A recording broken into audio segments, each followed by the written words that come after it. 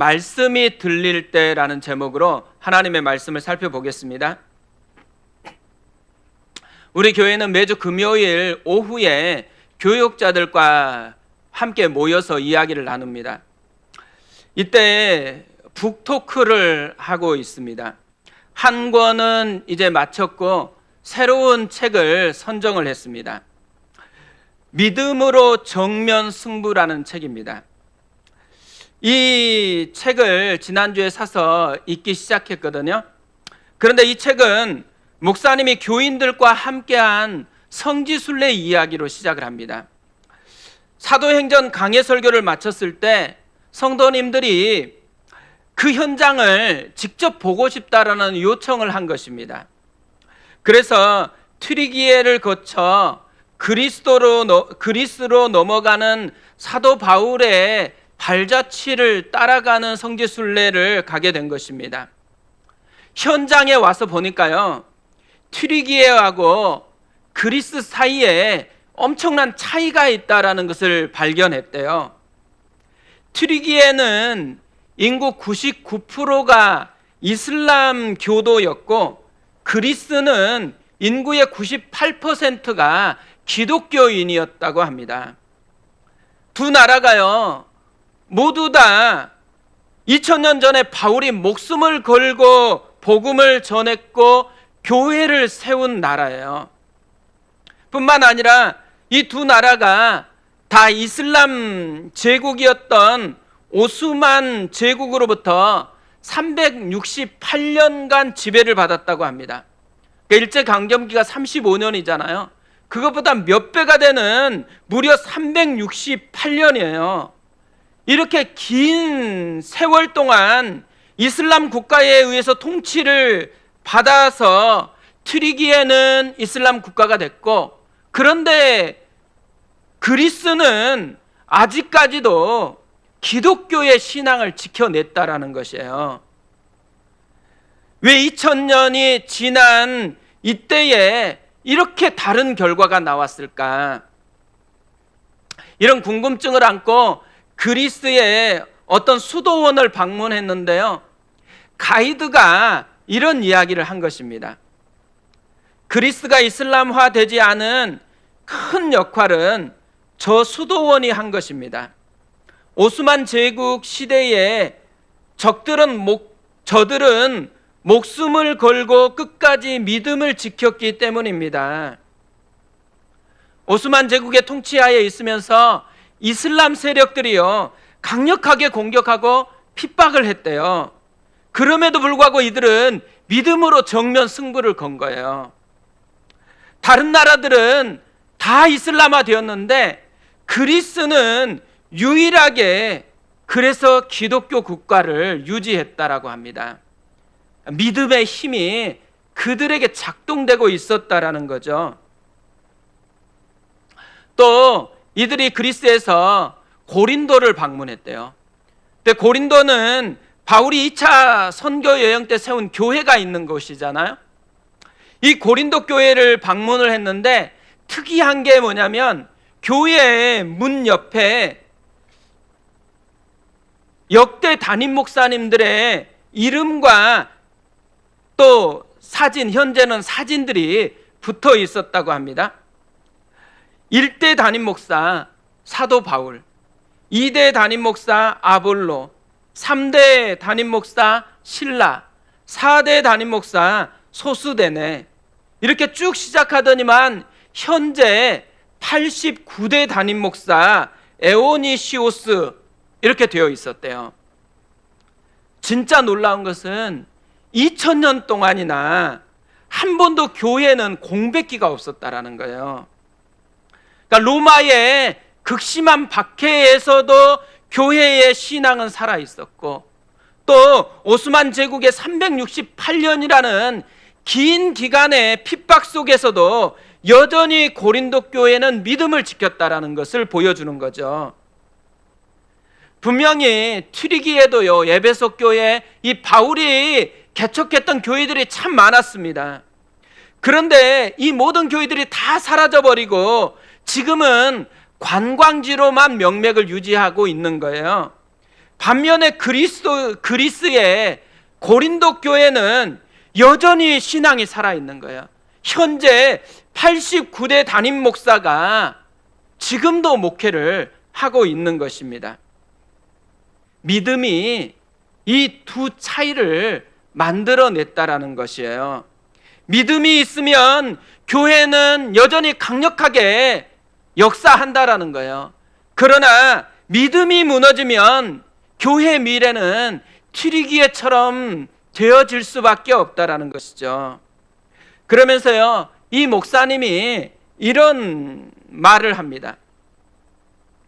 지금 누군가 나에게 한국교회의 가장 큰 위기가 무엇이냐고 물어본다면 믿음이 없는 다음 세대라고 말할 것이다. 실제로요, 영등포 쪽에 있는 한 교회가 10년 전만 해도요, 아이들이 넘쳐났대요. 그래서 전국 감리교단 축구대회가 있었나 봐요. 거기서 우승까지 했대요. 그런데 얼마 전에 교회에 주일학교가 문을 닫았습니다. 아이가 없는 것이에요. 10년 동안 초등학교 학령 인구가 4% 줄었대요. 그런데 교회 주일학교는 몇 퍼센트 정도 줄어들었을까요? 논리적으로 하면 4% 줄어들어야 되잖아요. 그런데 무려 36%가 줄어버렸습니다. 뭘 얘기하고 있는 거예요? 아이들이 교회를 떠나고 있다라는 거죠. 왜 아이들이 교회를 떠나려고 하고 있을까요? 모태신앙이든 부모가 어떤 직분을 가졌든지 상관없이요, 자기 안에 믿음이 작동하고 있으면 교회를 안 떠난대요. 자기 신앙이면 안 떠나는데 자기 안에 작동하는 믿음이 아니면 교회를 떠난다라는 것이죠. 그러니까 외적인 환경 때문에 교회가 위기를 경험하는 게 아니고 믿음 없는 이 문제가 교회의 가장 심각한 문제라는 것이죠. 믿음이 없으면 무너지지만 믿음이 제대로 작동하기만 하면 교회는 다시 살아날 뿐만 아니라 교회는 이 땅에 희망이 되어질 수 있다는 거죠. 오늘 이런 모습을 우리에게 보여주는 사람, 야곱이 우리에게 이 모습을 보여준다고 생각합니다. 야곱은 전형적인 모태신앙이거든요. 할아버지가 믿음의 조상이라 불리웠던 아브라함입니다. 그런데 이 아브라함의 특징이 뭐예요? 가는 곳마다 제단을 쌓고 예배를 드렸던 사람입니다. 아버지는 묵상의 대가로 알려진 이삭이었어요. 이렇게 좋은 신앙 가문에서 태어나서 매번 예배를 드리면서 자라나고 있었어요. 그런데 이 야곱은요, 이 믿음이 제대로 작동하지 않았습니다. 대신에 하나님이 가지고 있는 축복은 누리고 싶었어요. 그래서 자기 힘으로 이 축복을 쟁취하려고 사기까지 치면서 고분분투하고 있는 것이죠. 그러다 지금 형 에서를 피해서 브엘세바에서 하란으로 도망가는 길에 처음으로 믿음이 작동하는 순간을 만난 것입니다. 꿈을 통해서 하나님을 만났어요. 꿈이 깨자마자 야곱이 하나님을 만난 그것을 두 가지로 표현을 하고 있습니다. 첫 번째, 야곱이 했던 한 행동이 뭐냐면 이름을 바꾸는 것이었습니다. 18절 19절에 이렇게 되어 있습니다. 야곱이 아침에 일찍이 일어나 베개로 삼았던 돌을 가져다가 기둥으로 세우고 그 위에 기름을 붓고 그곳 이름을 베델이라 하였더라. 이 성의 옛 이름은 루스더라. 그러니까 자기가 베개로 삼았던 돌을 세우고 기름을 붓고 그곳 이름을 바꿨습니다. 루스에서 베델이라는 이름으로. 루스라는 뜻은 편도나무라는 의미래요. 아마 그곳에 편도나무가 좀 있었나 봐요. 그러니까 특별한 의미가 없는 그런 이름이었어요. 그런데 베델은 하나님의 집이라는 의미입니다. 아무 의미가 없었던 그 땅이었는데 하나님을 깊이 만나고 여기가 하나님의 집이라는 특별한 흔적을 가지게 되니까 그 의미를 담아서 이름을 바꿨다라는 거죠. 또 하나요, 야곱이 하고 있는 게 있습니다. 야곱이 인생 처음으로 스스로 헌신을 고백하고 있습니다. 20절에서 22절까지 이렇게 되어 있습니다. 야곱이 서원하여 이르되 하나님이 나와 함께 계셔서 내가 가는 이 길에서 나를 지키시고 먹을 떡과 입을 옷을 주시어 내가 평안히 아버지 집으로 돌아가게 하시오면 여호와께서 나의 하나님이 되실 것이요 내가 기둥으로 세운 이 돌이 하나님의 집이 될 것이요 하나님께서 내게 주신 모든 것에서 10분의 1을 내가 반드시 하나님께 드리겠나이다 하였더라. 서원했대요. 서원이라는 게 뭐예요? 서원은 하나님께 뭘 하겠다든지 아니면 일정 기간 뭘 안 하겠다라는 약속을 하는 거거든요. 그러니까 결국 서원이라는 것은 자신의 헌신을 표현하는 것이잖아요. 지금 야곱이 서원을 하고 있어요. 야곱의 서원의 핵심은 뭘까요? 다른 게 아니에요. 하나님이 나의 하나님이다라는 이 신앙의 고백을 선포하는 것이었습니다. 이제까지 야곱에게 하나님은요, 할아버지의 하나님이었고 아버지의 하나님이었을 뿐이었어요. 그런데 지금 비로소 처음으로 야곱은 하나님이 이제 나의 하나님이라고 선포하고 있는 것이죠. 그리고 그의 증표로 10의 1조를 드리겠다고 고백한 것입니다. 지금 이 야곱에게 일어나는 변화를 생각해 보세요. 야곱의 마음속에 뭐가 넘쳐나요? 감격이 지금 넘쳐나고 있는 것입니다. 그런데 야곱이요, 잠들 때까지만 해도, 전날 잠들 때까지만 해도 외로움에 묶여 있었어요. 처량함으로 가득 채워진 마음이었거든요. 그런데 잠이 깨자마자 하나님께 압도가 됐어요. 그래서 감격을 지금 표현하고 있는 것이죠. 뿐만 아니라요, 처음으로 믿음이 자기 안에서 작동하기 시작한 거예요. 그래서 하나님이 자기 하나님이 되어지니까 이전까지는 경험한 적이 없었던 그 놀라운 은혜에 대한 감격이 그를 사로잡아 끌고 가고 있다라는 거죠. 저는요, 이게 우리 모습 되었으면 좋겠습니다. 이전까지는 어땠는지 몰라요. 근데 지금은 하나님께 붙들렸으면 좋겠어요.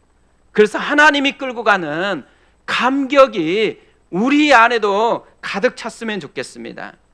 이런 모습을 보는데요, 사도 바울이 로마서 5장에서 고백했던 게 생각이 나더라고요. 5장 3절부터 5절까지 이렇게 사도 바울이 고백합니다. 다만 이뿐 아니라 우리가 환난 중에도 즐거워하나니 이는 환난은 인내를, 인내는 연단을, 연단은 소망을 이루는 줄 알미로다. 소망이 우리를 부끄럽게 하지 아니함은 우리에게 주신 성령으로 말미암아 하나님의 사랑이 우리 마음에 부은 바 됨이니.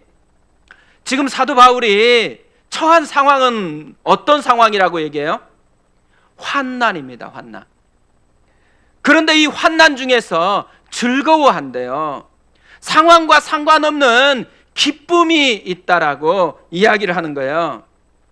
원래 우리가 환난 당하거나 어려움에 처하면 어때요? 막 기뻐하나요?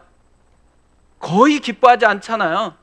어려움이 우리를 엄습하기 시작하면은 우울하거나 원망을 쏟아낼 때가 많잖아요. 그런데 사도 바울은 지금 반대예요. 분명히 현실과 상황은 너무 힘든데 그런데 기쁨이 있대요. 그런데 감격이 있다라는 거예요. 현실을 뛰어넘는, 상황을 뛰어넘는 감격이 그에게 가득하다라고 얘기해요. 바울이 지금 이렇게 상황을 뛰어넘을 수 있었던 힘이 어디에 있다라고 얘기해요? 성령으로 말미암아 하나님의 사랑이 부음받았기 때문이라고 이야기를 하는 거죠. 그러면서요, 사도 바울이 자신에게 부음받았던 하나님의 사랑을 이야기하기 시작하는 거예요. 그러니까 병이 나았거나 무슨 기적이 일어나는 그런 현상을 경험했다고 이야기하는 게 아니에요. 사도 바울이 압도되었던 하나님의 사랑을 6절에서 8절까지 이렇게 고백을 합니다. 우리가 아직 연약할 때에 기약대로 그리스도께서 경건하지 않는 자를 위하여 죽으셨도다. 의인을 위하여 죽는 자가 쉽지 않고 선인을 위하여 용감히 죽는 자가 혹 있거니와 우리가 아직 죄인 되었을 때에 그리스도께서 우리를 위하여 죽으심으로 하나님께서 우리에 대한 자기의 사랑을 확증하셨느니라. 뭘 얘기하는가? 십자가 사랑. 예수님의 십자가를 통해서 드러난 하나님의 사랑에 압도되었다고 고백하고 있어요. 뭘 우리에게 알려줘요?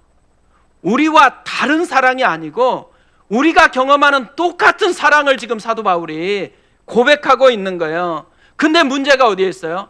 우리는 십자가 사랑을 똑같이 지금 맛보았는데도 불구하고 마음에 맹숭맹숭해요. 그런데 사도 바울은 이 십자가의 사랑이 상황을 뛰어넘게 하는 압도하는 사랑이고 자기를 강하게 만드는 능력인 것을 고백하고 있는 거죠. 그러면서 부음받았다고, 넘쳐나고 있다고 그렇게 고백을 하고 있습니다. 전 우리가 이 사도 바울처럼 됐으면 좋겠습니다. 우리도 어렵죠. 상황에 끌려가기 쉽습니다. 그런데요, 우리에게는 상황보다 더 놀라운 사랑이 있어요. 십자가의 사랑이 우리에게 여전히 똑같이 존재하고 있는 것이잖아요. 그래서 우리도 바울처럼 그렇게 상황을 뛰어넘는 감격을 노래했으면 좋겠어요. 요즘에는 제가 이걸 정말 사모하면서 간절하게 구하거든요. 그러니까 요즘에 저에게 있어서 가장 중요한 단어를 한마디로만 꼽으라고 하면 압도당함이에요. 압도당함. 그러니까 진짜 그리스도의 사랑에 압도를 당했으면 좋겠어요. 저만 그런 게 아니고 우리 교회에 있는 한 분 한 분이 이 그리스도의 사랑에 압도되었으면 좋겠어요. 그래서 상황과 상관없이 어떤 상황이든지 간에 이 그리스도의 사랑을 노래하는 사람, 그게 우리의 모습이 되어졌으면 좋겠습니다. 그런데 실제로 해보니까요, 이 하나님의 사랑에 압도당하는 게 쉬운 일이 아니더라고요. 제가 이 압도당한 주제를 가지고 지난주에도 설교를 했잖아요. 근데 이번 지난 한 주간이 굉장히 힘들었습니다. 그러니까 내일 제가 이사를 하거든요. 근데 이사를 10년이 넘어서 하려고 하다 보니까 버려야 될 게 엄청 많은 거예요. 그것도 뭐 다른 짐 버리는 것보다는 제 짐을 버리는데 엄청 짜증이 나는 거예요. 버리는데 계속 짜증이 나는 거예요. 그러니까 그리스도의 사랑에 압도돼야 되는데 짜증에 압도당해가지고 이렇게 계속 하는 것 같은 그런 게 내면에 이게 계속 갈등이 생기더라고요. 그런데 이제 어제 오후에 사역훈련을 하고 있는데 갑자기 문자가 하나 왔어요. 아내가 교통사고를 이렇게 맞이했다라는 거예요. 근데 어떻게 해요? 잠깐 양해를 구하고 가서 이제 전화를 하고 이렇게 사고 처리를 해야 되는데, 그러니까 저는 그냥 보험사 전화번호만 주려고 했거든요.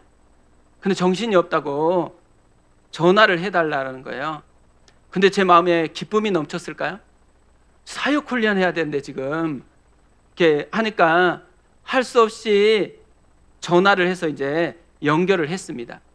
그런데요, 어제 사역 훈련 주제가 뭐냐면 성령께 사로잡히자라는 거예요. 참 놀라운 일이죠. 성령께 사로잡히자라는 것을 지금 강의를 하고 나눔을 하는데 마음은 온통 교통사고 나가지고 그걸 처리한다고 이 짜증이 섞여 있는 이 모습. 그런데요, 다시 생각해 보니까 되게 놀라운 것을 발견했어요. 만약에 제가 하나님의 사랑에 압도되는 걸 설교하지 않았으면 어떻게 됐을까? 그러면 정말 짜증에 압도당해가지고 계속 살았을 것 같아요. 그리고 그 어제 사역 훈련 중에 이 성령께 붙들려야 된다라는 것을 나누지 않았으면 어떻게 되겠어요? 그러면 계속 그 사고와 짜증, 그 여파에 압도를 당했을 거예요. 그런데요, 싸우는 거예요. 짜증이 나면 다시 하나님께 돌아가고자 하고 싸우고, 또 이 교통사고의 영향력이 다시 마음을 사로잡으려고 하면 마음에서 또 기도하고 싸우는 거예요. 하나님의 은혜에 압도되게 해달라고 계속 싸우는 거죠. 그러면서 깨달았어요. 야, 압도당하는 게 그냥 거저 오는 게 아니구나. 믿음으로 싸워야 되는 거구나. 끊임없이 하나님 앞에 씨름해야 되는 거구나. 이런 것들을 깨닫게 되었습니다. 오늘 말씀을 보면요, 야곱이 하나님께 압도되었거든요. 그런데 이 압도된 꿈의 이야기를 두 가지 관점으로 기록을 하고 있습니다. 하나는 보는 것에 대한 관점이고, 하나는 듣는 것에 대한 관점으로 기록을 하고 있어요. 지난주에 우리가 살펴봤지만 보는 것에 대한 관점을 우리가 보았거든요. 또 본즉 보는 게 달라지면 하나님의 은혜를 깨닫게 되고 압도되어질 수 있다라는 게 지난주에 살펴봤던 거예요. 그런데 또 하나, 지금 야곱의 꿈 이야기는 듣는 것에 초점을 맞춰서 기록이 되어 있습니다. 하나님은 야곱에게 나타나서 말씀을 하시고 야곱은 듣고 있어요. 13절부터 14절까지 이렇게 되어 있습니다.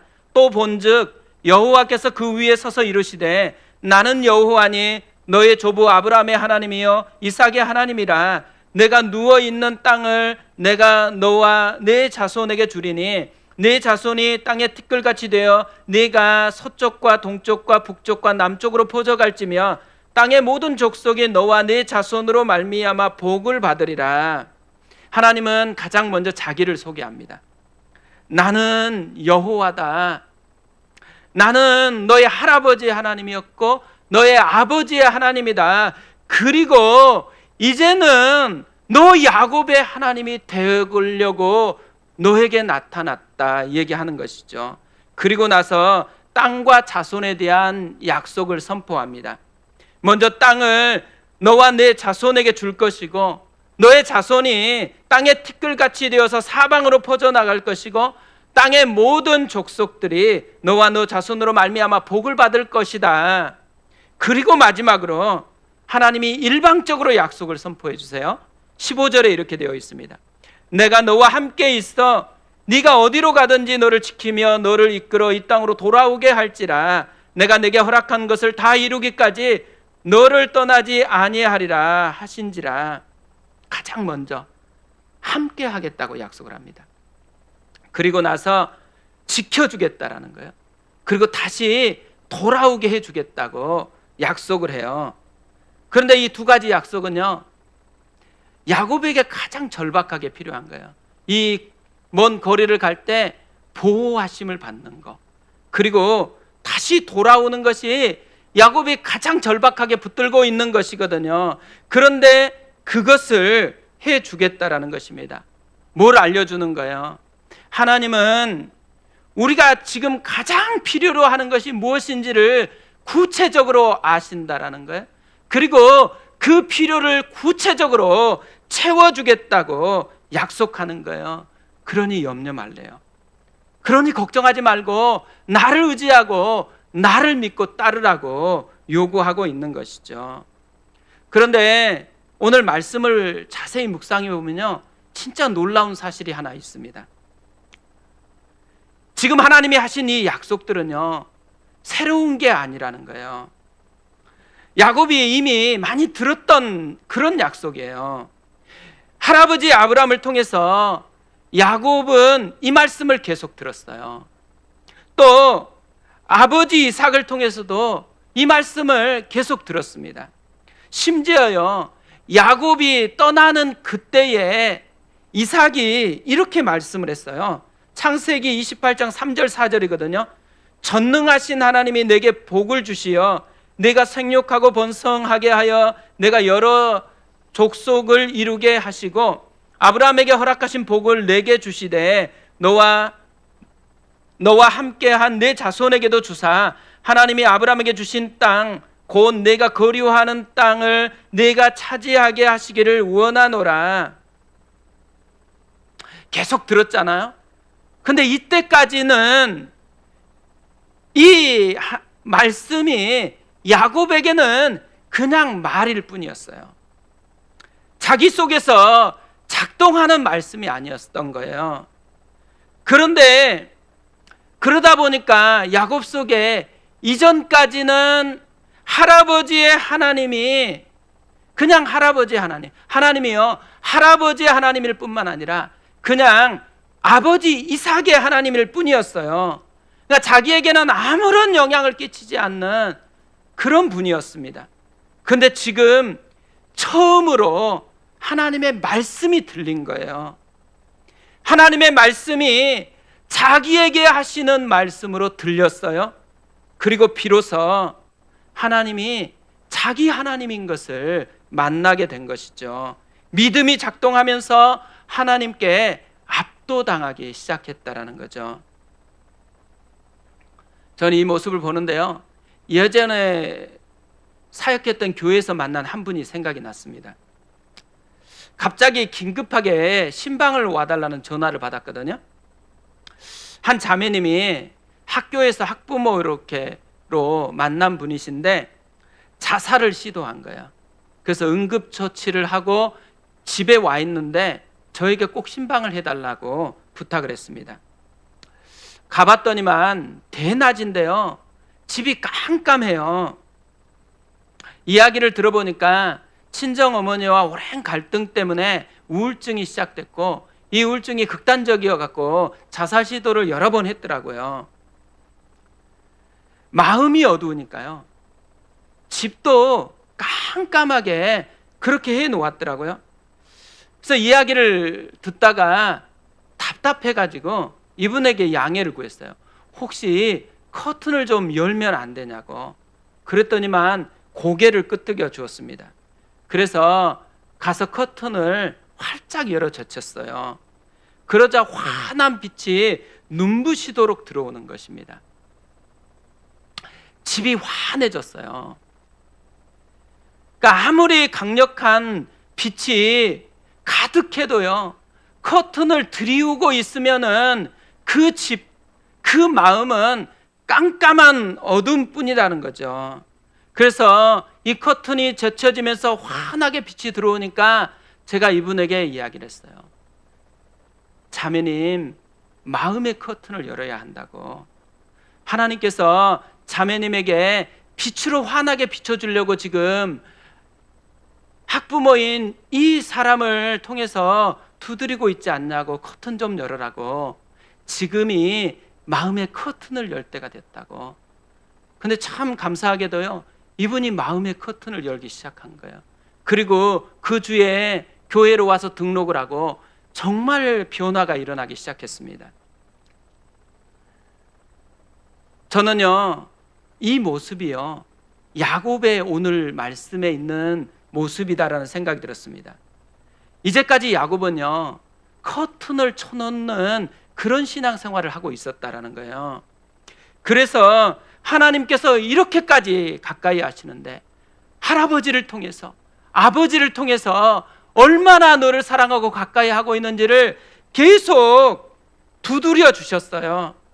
그런데요, 야곱이 마음의 커튼을 다 닫아놓고 있으니까 밖은 환한 하나님의 임재로 가득한데 자기 마음만 어두워요. 자기 마음에는 이 하나님의 빛이 전혀 작동하지 않는 채로 살아가고 있었다라는 거예요. 그런데 지금 처음으로 야곱이 마음의 커튼을 열어 젖혔습니다. 그리고 하나님의 모습이 보여지기 시작하고 하나님의 말씀이 들려지기 시작한 거예요. 그러면서 믿음이 작동하면서 하나님께 압도된 감격을 그가 선포하고 있는 것이죠. 이전까지는 할아버지의 하나님, 이전까지는 아버지의 하나님인데 지금부터는 나의 하나님이다라고 감격해서 선포하고 있는 것이죠. 예배는 다른 게 아닙니다. 예배는 마음의 커튼을 여는 거예요. 내 안에 무엇으로 형성되어 있는 커튼인지 모르지만 마음의 커튼을 여는 것입니다. 그런데 놀라운 약속이 있어요. 우리 주님께서 볼지어다 세상 끝날까지 내가 너와 항상 함께 하겠다고 약속을 했어요. 지금 이 자리에 약속한 대로 예수님이 함께 해요. 내가 어려울 때 약속한 대로 예수님이 함께 해요. 이 함께 하시는 하나님의 빛이 환하게 비치고 있어요. 그런데 어둡게 살아요. 그런데 절망하며 살아요. 그런데 환경에 짓눌려 살아가요. 왜 그래요? 마음의 커튼을 안 여니까. 마음의 커튼을 안 여니까 전혀 내 안에는 하나님의 은혜가 작동하지 않는 채로 살아버리는 경우가 많이 있다라는 거죠. 주님이 지금 우리의 마음을 두드리는 거예요. 마음의 커튼을 좀 열어라. 데살로니가전서 2장 13절에서는 이렇게 말씀을 합니다. 이러므로 우리가 하나님께 끊임없이 감사함은 너희가 우리에게 들은 바 하나님의 말씀을 받을 때에 사람의 말로 받지 아니하고 하나님의 말씀으로 받음이니 진실로 그러하도다. 이 말씀이 또한 너희 믿는 자 가운데에서 역사하느니라. 마음의 커튼이 열린다라는 게 무슨 의미예요? 사람의 말로 듣지 않고 하나님의 말씀으로 들린다라는 거예요. 그뿐만 아니고요, 하나님의 말씀인데 남에게 하는 말씀이 아니고 나에게 하는 말씀으로 들리는 것, 이것이 마음의 커튼이 열린 사람의 특징이라는 거죠. 저는 예배 때마다 이런 은혜가 있었으면 좋겠습니다. 마음의 커튼이 열리는 예배, 그 예배가 우리 예배였으면 좋겠습니다. 마지막으로요, 한 이야기를 하고 마무리하겠는데요, 최근에 제가 한 목사님의 이야기를 글로 봤거든요. 이분이 한 교회 세미나를 갔는데 자신의 간증을 한 거예요. 근데 이분이 어려서 굉장히 힘든 그런 상황에 있었더라고요. 어머니가 초등학교 6학년 때 암투병을 하다가 하나님의 품으로 갔습니다. 그런데 한 달 만에 아버지가요, 자녀들을 다 버리고 다른 지방으로 가버린 거예요. 그래서 할 수 없이 외삼촌 집에서 살아가게 된 거예요. 그런데 이 간증이 끝나고요, 질의응답 시간이 있었는데 한 초등학생 아이가 손을 번쩍 들더니만 이런 질문을 한 거예요. 목사님은 초등학생 때 저와 나이가 같을 때 어머니가 돌아가셨는데 어떻게 엄마 없이 그 시간을 견딜 수 있었어요? 그때 원망은 없었어요? 당혹스러운 질문이었지만 그때를 이렇게 돌아보면서 목사님이 이렇게 답을 했습니다. 그때는 사실 엄마 아빠를 그리워할 겨를도 없었단다. 만약 엄마 아빠를 그리워했다면 목사님은 하나님을 못 만났을 거야. 그런데 그때 나를 참으로 소중하게 여기시는 하나님을 만났단다. 엄마 아빠가 없다는 것을 못 느낄 정도로 하나님께서 목사님을 많이 사랑해 주셨단다. 그래서 그 시간을 잘 극복한 것 같아. 외로움보다, 힘겨움보다요, 하나님의 사랑이 압도되었대요. 그런데 이분이 어떻게 이런 하나님의 사랑이 압도되었는가? 어려서요, 친구가 1년간만 빠지지 않고 교회를 다니면 필통을 선물로 준다라고 꼬신 거예요. 그래서 교회를 다니기 시작했어요. 여자 때문에 교회 간 친구들도 많았는데 필통 하나 때문에 가기 시작했어요. 근데 어느 정도 시간이 지난 후에 교회 선생님이 읽어주는 성경 말씀이요, 자기에게 하시는 하나님의 말씀으로 들렸대요. 마태복음 6장 26절 말씀이었습니다. 공중의 새를 보라.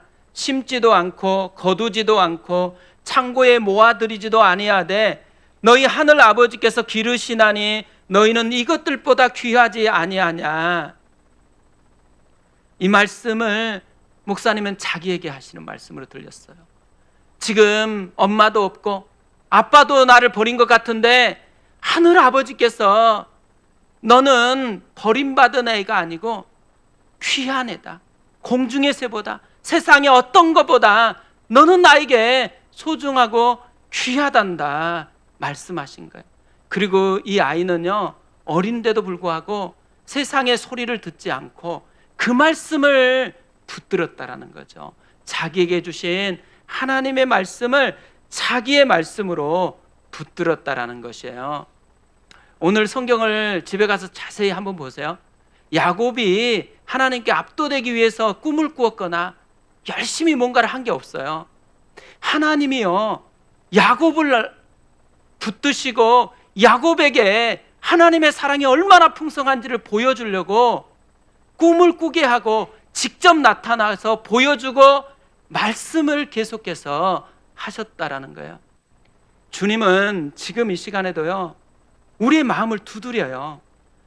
우리가 하나님의 사랑을 제대로 알 수 있도록, 그 하나님의 사랑에 제대로 붙들려서 환한 빛과 같은 주의 사랑이 나를 압도하고 나를 끌고 가도록 오늘도 내일도 매일매일 그 사랑의 빛을 우리의 것으로 누렸으면 좋겠습니다.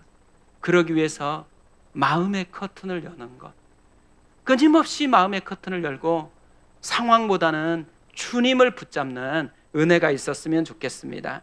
우리 그 마음을 가지고 찬양하고 기도하겠습니다.